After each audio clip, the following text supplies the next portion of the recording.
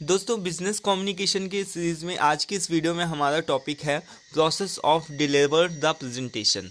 मतलब जो भी प्रेजेंटेशन होती है उसको डिलीवर करने का क्या प्रोसेस होता है। अपने लास्ट वीडियो में हम लोगों ने प्रेजेंटेशन क्या होती है और जो भी विजुअल एड्स वगैरह होते हैं, विजुअल एड्स जो भी होते हैं प्रेजेंटेशन के, लाइक वाइट बोर्ड और ब्लैक बोर्ड, प्रोजेक्टर, ये सारी चीज़ें जो भी होती हैं जो कि यूज़ होती हैं प्रेजेंटेशन देने के लिए, इन सभी चीज़ों को देखा था।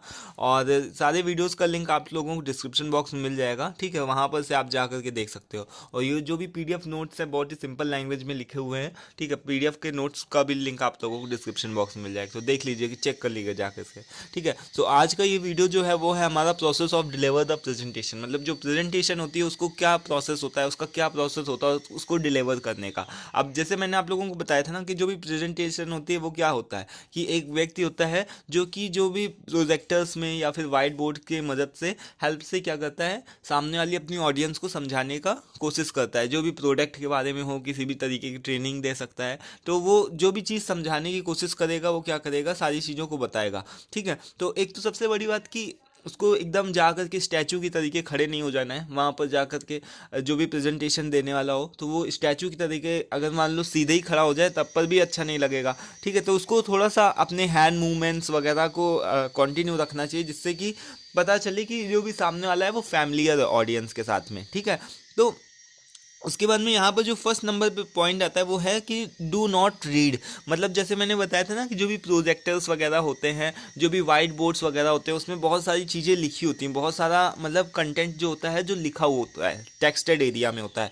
तो जो भी प्रेजेंटेशन देने वाला है उसको केवल उन सारी चीज़ों को डायरेक्ट पढ़ना नहीं चाहिए, ठीक है, उसको एक्सप्लेन करना चाहिए। तो डू नॉट रीड का मतलब कि आप एक कोई छोटा सा वर्ड ले लो। मतलब कि मान लो कि आपके पास में कोई एक वर्ड है, कोई भी प्रेजेंटेशन देने के लिए जा रहे हो तो कोई एक वर्ड ले लो, मतलब लक्स ले लो, ठीक है। अब इसके बारे में आपको प्रेजेंट करना है, ये एक सोप होता है और किस किस कामों से क्या क्या बन बन के आता है, ठीक है। तो इस सारी चीज़ों के बारे में आपको पहले से पता होना चाहिए और केवल इतना ही वर्ड, जितनी कम वर्ड्स होंगे प्रेजेंटेशन में स्लाइड्स में आपके, उतना ज़्यादा इफेक्टिव होगी, ठीक है। और उसको आपको एक्सप्लेन करना आना चाहिए, ठीक है। जैसे मैं आप लोगों को इस वीडियो में क्या करता हूँ, एक्सप्लेन करता हूँ। अभी तक मैंने स्टार्ट नहीं किया, जो भी रीडिंग लिखा हो वो तो नहीं स्टार्ट किया है, लेकिन अभी केवल क्या कर रहा हूँ, एक्सप्लेन कर रहा हूँ चीज़ों को, है ना, जिससे आपको इंट्रोडक्शन दे रहा हूँ, जिससे कि आपको चीज़ें जो भी है समझ में आए, ठीक है। क्योंकि अगर पढ़ना होगा तो सामने वाला भी ऑडियंस भी पढ़ सकती है, ठीक है, आप भी पढ़ सकते हो, वीडियो के थ्रू सब कुछ लिखा हुआ है, बट समझाने का एक अलग ही अपना मैटर होता है, ठीक है, उसका एक अपना अलग ही प्रॉफिट होता है। तो डू नॉट रीड का मतलब क्या है कि प्रेजेंटेशन शुड बी नेचुरल। एक तो ये नेचुरल होनी चाहिए, then the purpose should be to be explain them and not just read them out. मतलब कि जो इसका पर्पस होना चाहिए वो क्या होना चाहिए, प्रेजेंटर, जो भी प्रेजेंटर होता है जो प्रेजेंटेशन को देता है, उसका जो पर्पस होना चाहिए वो क्या होना चाहिए कि एक्सप्लेन करना, चीज़ों को एक्सप्लेन करना, not just read them out. ऐसा नहीं कि केवल उसको रीड, केवल पढ़ना ही, ठीक है। तो एक नंबर पे जो प्रोसेस में हमारा जो फर्स्ट पॉइंट आता है वो है कि डू नॉट रीड।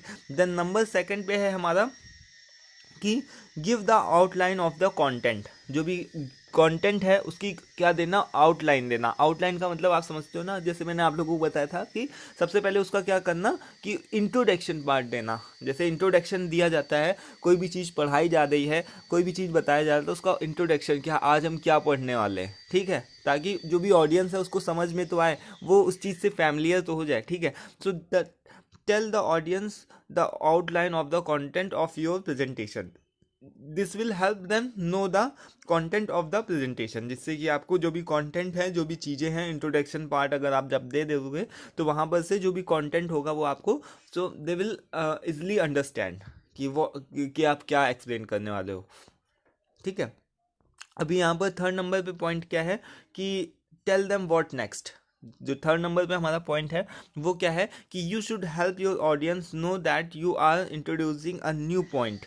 मतलब कि आप क्या करने जा रहे हो कि एक एक के बाद एक, मतलब जैसे कि मैंने बताता हूँ ना, जैसे कि कोई भी चीज़ है तो अब इसके बाद में हम क्या पढ़ेंगे, इसके पहले हम क्या पढ़ चुके हैं, तो ये सारी चीज़ें एक्सप्लेन करनी, मतलब बतानी ज़रूरी है प्रेजेंटेशन के अंदर। तभी जो भी आपकी ऑडियंस है वो आपसे अच्छे से कनेक्ट हो पाएगी। जैसे यहाँ पर लिखा हुआ है कि you should help to your audience know that you are introducing a new point so they so that they follow your sequence, मतलब जिससे उनको सीक्वेंस का पता चल जाएगा और उससे क्या होगा कि वो उस चीज़ को फॉलो करेंगे। अब जब तक मान लो कि कोई भी चीज़ आप बता रहे हो किसी एक टॉपिक के अंदर हो, एकदम से डायरेक्टली सडनली क्या हुआ कि आप दूसरे टॉपिक को एक्सप्लेन करने लगे, तो वो कंफ्यूज हो जाएंगे ना, दिल गेट कंफ्यूज कि पता नहीं अभी तो यहाँ पर चल रहे थे, अब ये एकदम से टॉपिक क्या आ गया। ठीक है, तो सब कुछ आपको क्लियर वे में बताना चाहिए कि अभी हम लोगों ने क्या पढ़ के आए हैं, इसके बाद में हम लोग क्या पढ़ने वाले हैं, या फिर इसके बाद में हम लोग क्या पढ़ेंगे। तो हर चीज़ एक जो भी सीक्वेंस है उसका ऑर्डर आपको पता होना चाहिए। तो टेल देम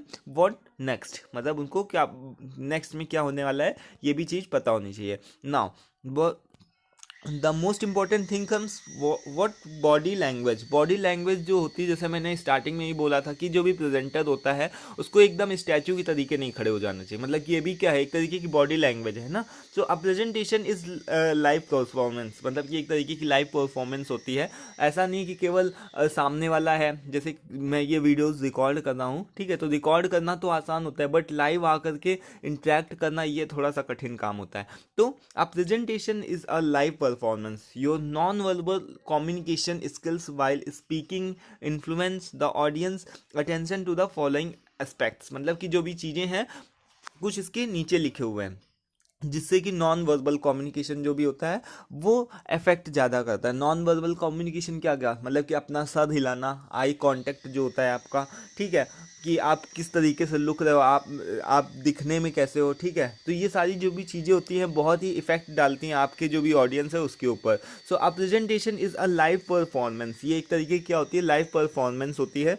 और जो भी नॉन वर्बल कम्युनिकेशन स्किल्स होती हैं, लाइक जैसे मैंने बताया ना कि ड्रेस सेंस किस तरीके का है, आई कांटेक्ट कौन किस तरीके का है, जो आपकी टोन ऑफ वॉइस है, कहाँ पर आप स्लो हो रहे हो, कहाँ पर आप धीमे बोल रहे हो, तेज बोल रहे हो, तो ये सारी चीज़ें बहुत ज़्यादा मैटर करती है आपकी ऑडियंस के सामने। ठीक है, फिर आगे देखिए क्या है कि अपीयरेंस, इसमें से हमारी कुछ एक फॉलोइंग स्टेप्स आते हैं, मतलब एस्पेक्ट्स आते हैं। एक तो अपीयरेंस, मतलब आपको एकदम अच्छा सा दिखना चाहिए, ये नहीं कि है कि आप कुछ भी पहन करके चले गए, मतलब आपको एक तरीके की फॉर्मल ड्रेस में जाना चाहिए जिससे कि जो भी सामने वाली ऑडियंस है वो चीज़ों के बारे में अच्छे से समझे और उस पूरी जो भी प्रेजेंटेशन है उसको एक फॉर्मल वे में ले। ठीक है, उनके दिमाग में एक तरीके की ऐसी इमेज आ जानी चाहिए, ये नहीं कि कुछ भी पहन के चले गए, शूज़ कुछ कोई और कलर के हैं, आपका कोट कोई और दूसरे कलर का है, तो ऐसा कुछ भी नहीं होना चाहिए। नाउ सेकंड है हमारा कि maintaining good and positive postures, ऐसा भी होना चाहिए कि कोई भी क्वेश्चन पूछ रहा है तो उसकी बातों में हंसना नहीं कोई हंसी निकल गई, ऐसा सारी चीज़ें नहीं होनी चाहिए जिससे कि जो भी सामने वाली ऑडियंस है वो इरिटेट ना हो। ठीक है, आपकी तो जो भी आपको पॉजिटिव है, गुड है, पोस्चर्स है, उन सभी चीज़ों को अडॉप्ट करना आना चाहिए, आपको सही से उसकी तरफ से दिखना चाहिए। उसके बाद में नाउ नंबर थर्ड पे है आई कांटेक्ट। आई कांटेक्ट का मतलब आपको पता है किसी को भी घूरना नहीं है, स्टेयर नहीं करना है, एकदम मतलब सबसे आई कांटेक्ट, कभी उसको देखो कभी उसको देखो, इस तरीके से बना करके रखना है। Use positive gestures and hand movements, जो भी आपके हैंड मूवमेंट्स है समझाते टाइम आपके जो भी हैंड मूवमेंट्स हैं वो भी चलने चाहिए, पॉजिटिव गेस्चर्स होने चाहिए। Don't stand fix like a statue, एकदम स्टैचू की तरीके फिक्स नहीं खड़े होना है। ठीक है, स्माइल, हल्की सी स्माइल करनी चाहिए आपको, ना कि बहुत तेज से हंसना चाहिए। ठीक है, and look relax while answering the questions, और ऐसा भी होना चाहिए कि कोई भी क्वेश्चन आपके सामने आए तो उसको सुन करके आप बहुत ज़्यादा घबरा गए, ऐसा कुछ नहीं होना चाहिए। ठीक है, रिलैक्स दो, आराम से अपनी जो भी प्रेजेंटेशन उसको दो। तो ये सारी जो भी चीज़ें, बॉडी लैंग्वेज जो भी है वो भी बहुत मैटर करती है आपकी प्रेजेंटेशन को अच्छा और सक्सेसफुल बनाने के लिए। सो ये कुछ एक प्रोसेस थे ऑफ डिलीवर द प्रेजेंटेशन, यहाँ पर कुछ एक प्रोसेस बताए गए हैं। ठीक है, तो आई होप दोस्तों आपको क्लियर हो गया होगा, जितनी भी चीज़ें यहाँ पर सारी चीज़ें आपको क्लियर हो गई होंगी। कोई भी क्वेश्चन हो, क्वेरी हो तो बताइएगा। एक बार फिर से मैं बता देता हूँ, यहाँ पर जितनी भी चीज़ें लिखी हुई टेक्स्टेड एरिया में, इसको आपको नोट नहीं करना है, PDF का लिंक डिस्क्रिप्शन बॉक्स में मिल जाएगा। ठीक है, तो आज की वीडियो में फिलहाल इतना ही, मिलते हैं नेक्स्ट वीडियो में। Till then take care, thank you and bye.